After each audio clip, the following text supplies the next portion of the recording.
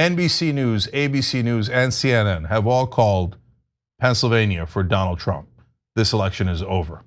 Donald Trump is going to be the 47th president of the United States, and he has won re-election. So buckle up, brace for impact. We're going to have 4 years of anarchy and chaos. My prediction, which is not a bold one, is they're going to rob the place blind. All of his donors are going to get everything they wanted. There's going to be almost no checks on him. Last time the establishment checked him, I'm not a big fan of the establishment, but they put some brakes in the car for Donald Trump, and he's a guy who needed brakes. Now there will be no brakes in the car. Steve Bannon's back. All the ghouls and goblins of the first administration that stayed through all of his corrupt and ridiculous demands are back. None of the people who had any sanity are back. And their first priority is going to be take.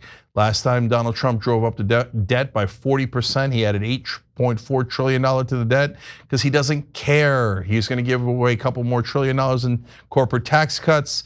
Every donor is going to get more goodies than you could possibly imagine. They'll break so many things in this country. There is no upside to that. It's a disaster. But I cannot imagine a scenario where Donald Trump does a good job and a Republican gets elected in 2028. My guess is that, someone that opposed him, the Democratic Party is so broken, I even hesitate in saying a Democrat will win. Someone will beat the Republicans in 2028 because of how badly Donald Trump is going to break this country. That's my prediction. Let's see what happens. I had no prediction in the election. As the one guy who said, I don't know what's going to happen. One side said, oh, they're positive. The other side, they said they were positive. Turns out the Democrats who said they were so positive, as usual, were preposterously wrong, completely and utterly wrong, okay? So on this though, when I have enough information, and I have plenty of information on Donald Trump, it's going to be a disaster. But the most important part of this is the Democratic leadership, the Democratic Party, the establishment Democrats, they did this to you. They lost to that buffoon twice. So don't tell me how bad Donald Trump is. Don't tell me how crazy Donald Trump is if you lost to him twice. So because what you're doing is you're telling on yourself. You're saying, I'm so incompetent that I couldn't beat Donald Trump, who barely breaks double digits in IQ, who says the most outrageous, ridiculous things, and you couldn't beat him. And even the one time they beat him, it was by 43,000 votes in 3 swing states in 2020. This Democratic leadership knows nothing. They know nothing at all other than donors, please give us money. We'll do anything for you. We'll do anything. I'm begging you. And so you did. Kamala Harris, you did just like Hillary Clinton did. You way outraised Donald Trump. You thought money was the answer. What happened? They lost track of the ends. They just got stuck on the means. So money was supposed to be a means to an end, which is winning. But they're not even bothering to win anymore. That was the most boring, terrible campaign I've ever seen by Kamala Harris. She spent some portion of the campaign hiding out in a basement. They put Tim Walz nearly permanent basement status. They said that Joe Biden had these amazing legislative accomplishments. They never ran on him. And it turns out they weren't popular. Just like we told you here on the Young Turks. I told you those bills wouldn't help in winning an election at all. Every Democrat and every liar on mainstream media told you they were God's gift to humanity and he was FDR 2.0. I told you it'd barely make a dent. Who was right and who was wrong? At some point, you have to listen to people who have been right instead of people who have been wrong over and over again. The reason I tell you this is because there's going to be primaries in 2022 and there's going to be primaries in 2024. If the Democratic voters make the mistake of listening to these same corrupt morons that are in Democratic leadership, they will get the same result over and over again. We say that Donald Trump is unstable and unhinged, and I think that is true. But you know that old saying about how insanity is doing the same thing over and over again and expecting a different result? So how crazy are we if we just go back to the Joe Bidens, the Nancy Pelosi's, the Chuck Schumers, the Kamala Harris's, the Hillary Clintons, the same dumbass people who have been taking donor money, taking it and delivering no results. the Democrats have enormously popular economic policies, but they never actually pass them.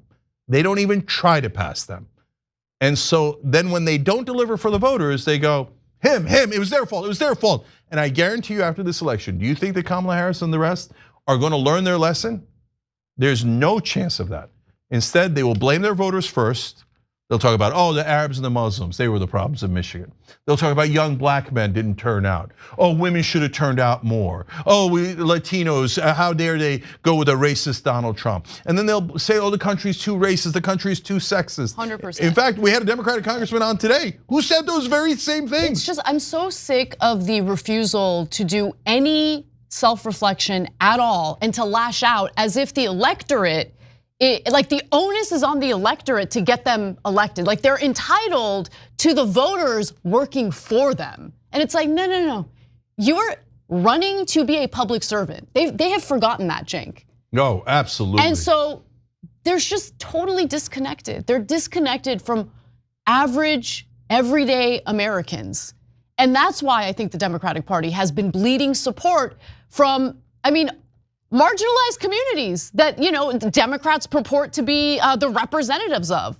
But are you really representing them? What have you done to make their lives better? Running on a voting rights bill and encouraging like an incredible on-the-ground effort in Georgia to ensure 2 Democratic senators got elected in that runoff race, in those runoff races, I should say. Like when you don't deliver after they've put in the work, the chickens are eventually gonna come home to roost. Yeah. And so look, I get that tonight is depressing for a lot of people, but at the same time, I'm not shedding a tear for the Democrats, okay? They deserve this. The electorate doesn't deserve it, but Democrats deserve it. Yeah, Democratic politicians. Politicians, yeah, let me be specific. And so those politicians, what's coming next is they will lie to you. But here's the reality. And look, tune in any Monday through Friday, 6 to 8 p.m. Eastern. That's what we do, Young Turks on YouTube or tyt.com or all the different places we're on, right? We told you something that you probably never heard in mainstream media. So they said, oh, filibuster, we can't pass anything. First of all, Joe Biden didn't even propose the public option. He said he was going to and he didn't. And then they said they were going to do higher minimum wage. That's the first thing Joe Biden pulled out of the bill. So there's a reality, there's a truth. Did he pull it out of the bill or didn't he? Did he propose it or didn't he? And then they said, well, voting rights. We won Georgia, we won those 2 Senate seats, and then one of the main things they promised was voting rights, right? And they said that was their first priority. It was called HR 1, right? And that bill had a provision to get money out of politics. Not perfect, but it was a good start. I told you guys on the show immediately, there's no chance they're gonna pass that bill because it has a provision to get money out of politics. There's no way they'll do that, right? And what happened? They say, oh, filibuster, parliamentarian. But the part you didn't hear on MSNBC is, but wait a minute, when it came to the debt ceiling, all of a sudden, the parliamentarian and the filibuster were nowhere to be found. They made an exemption for the filibuster that they said over and over and over that they could never make and it wasn't possible.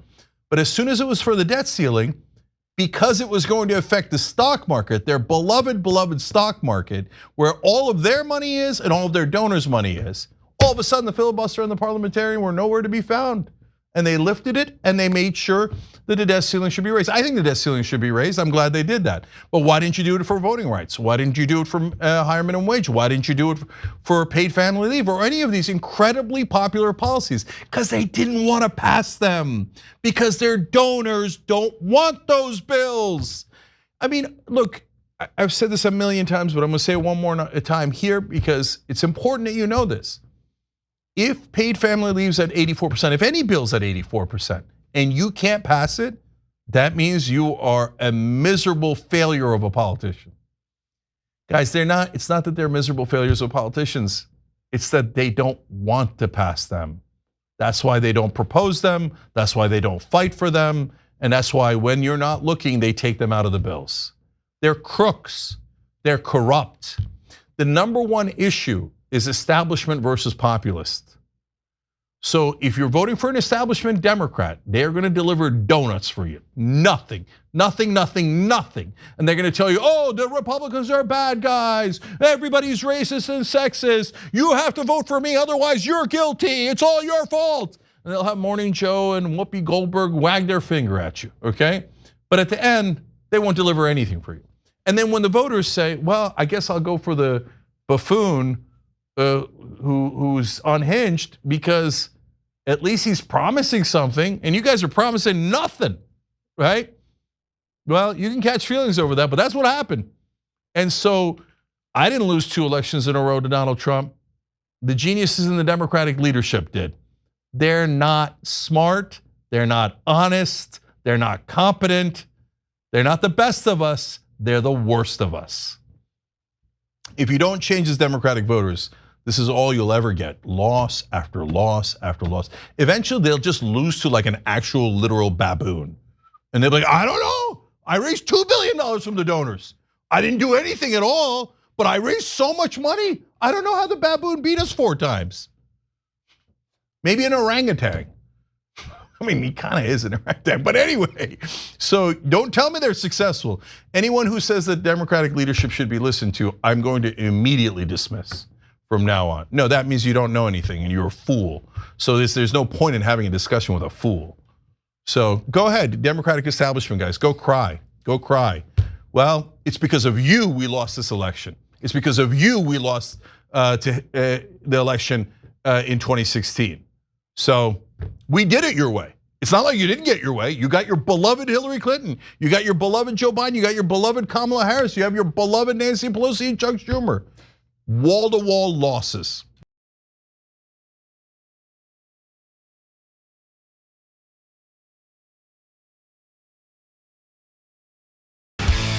If you enjoyed this video, that's because of our members. They make us independent, they make us strong, and they make us honest. Become a member today by hitting the join button below.